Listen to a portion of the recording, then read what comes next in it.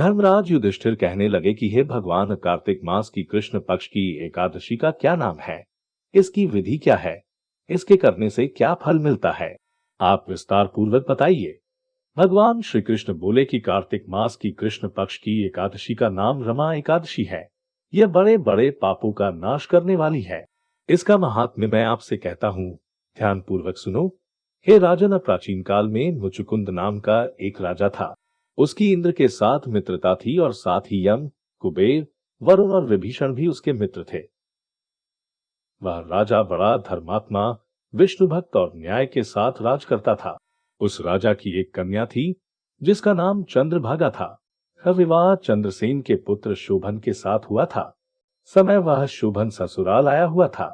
उन्हीं दिनों जल्दी ही पुण्यदायिनी एकादशी रमा भी आने वाली थी। जब व्रत का दिन समीप आ गया तो चंद्रभागा के मन में अत्यंत सोच उत्पन्न हुआ कि मेरे पति अत्यंत दुर्बल है और मेरे पिता की आज्ञा अति कठोर है।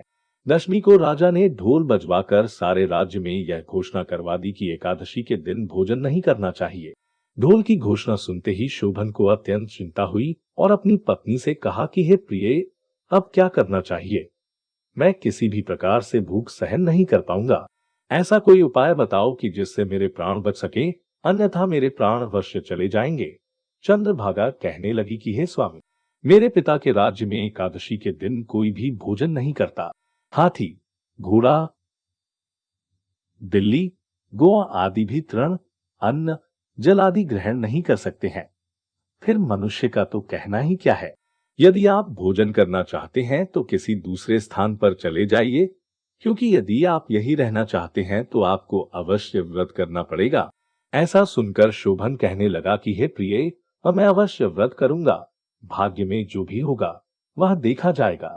धर्मराज युधिष्ठिर द्वारा कार्तिक मास की कृष्ण पक्ष की एकादशी का नाम, इसकी विधि, उसका फल कैसे मिलता है, यह विस्तार पूर्वक बताइए।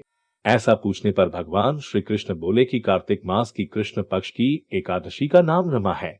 यह बड़े बड़े पापों का नाश करने वाली है। इस प्रकार से विचार कर शोभन ने व्रत रख लिया और वह भूख व प्यास से अत्यंत पीड़ित होने लगा।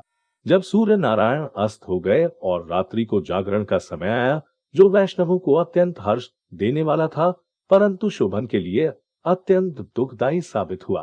प्रातःकाल होते शोभन के प्राण निकल गए। तब राजा ने सुगंधित काष्ठ से उसका दाह संस्कार करवाया, परंतु चंद्रभागा ने अपने पिता की आज्ञा से अपने शरीर को दग्ध नहीं किया और शोभन की अंत्येष्टि क्रिया के बाद अपने पिता के घर में ही रहने लगी।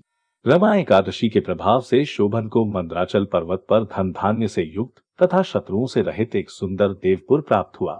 वह अत्यंत सुंदर रत्नों वैदुर्यमणि जटित स्वर्ण के खंभों पर निर्मित अनेक प्रकार की स्फटिक मणियों से सुशोभित भवन में बहुमूल्य वस्त्राभूषणों तथा छत्र व चावर से विभूषित गंधर्व और अप्सराओं से युक्त सिंहासन पर आरूढ़ ऐसा शोभायमान होता था मानो दूसरा इंद्र विराजमान हो।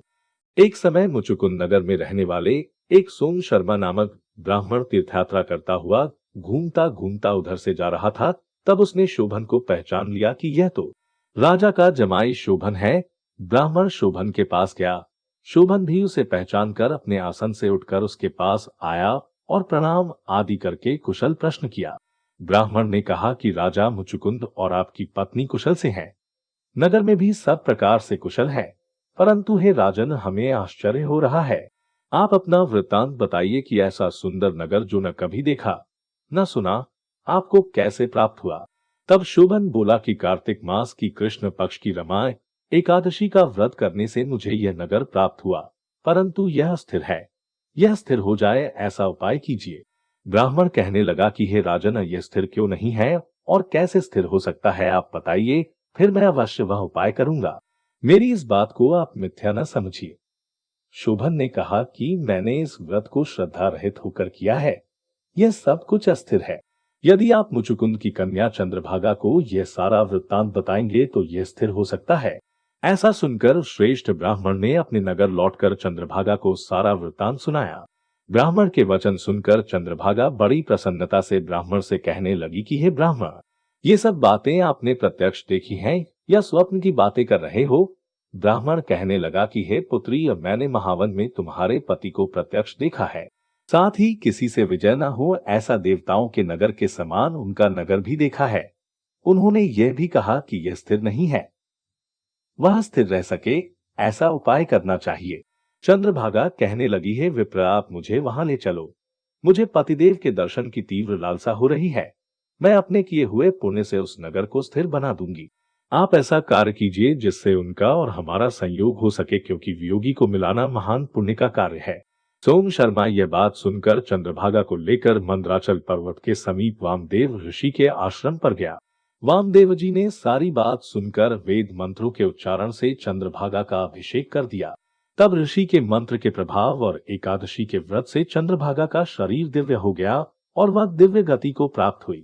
इसके बाद बड़ी प्रसन्नता के साथ अपने पति के निकट गई। अपनी प्रिय पत्नी को आते देखकर शोभन अति प्रसन्न हुआ और उसे बुलाकर अपने बाई तरफ बिठाया। चंद्रभागा कहने लगी कि हे प्राणनाथ, आप मेरे पुण्य को ग्रहण कीजिए। अपने पिता के घर जब मैं 8 वर्ष की थी तब से विधिपूर्वक एकादशी के व्रत को श्रद्धापूर्वक करती आ रही हूँ। इस पुण्य के प्रताप से आपका यह नगर स्थिर हो जाएगा तथा समस्त कर्मों से युक्त होकर प्रलय के अंत तक रहेगा। इस प्रकार चंद्रभागा ने दिव्याभूषणों और वस्त्रों से सुसज्जित होकर अपने पति के साथ आनंद पूर्वक रहने लगी। हे राजन, ये मैंने रमा एकादशी का महात्म्य कहा है। जो मनुष्य इस एकादशी का व्रत करते हैं उनके ब्रह्म हत्यादि समस्त पाप नष्ट हो जाते हैं। कृष्ण पक्ष और शुक्ल पक्ष दोनों की एकादशियां समान हैं। इनमें कोई भेदभाव नहीं है, दोनों समान फल देती हैं। जो मनुष्य इस महात्म्य को पढ़ते अथवा सुनते हैं वह मनुष्य समस्त पापों से छूटकर विष्णुलोक को जाता होता है। दोस्तों, यह वीडियो आपको कैसा लगा नीचे कमेंट करके जरूर बताएं और अगर यह वीडियो अच्छा लगा हो तो लाइक और शेयर जरूर करें। ऐसे ही और भी प्रेरणादायक वीडियो के लिए हमारे चैनल को सब्सक्राइब जरूर करें। हमारे फेसबुक पेज को भी फॉलो जरूर करें और हमारी वेबसाइट हिंदीकथाभजन.com पर भी जरूर पधारें। धन्यवाद।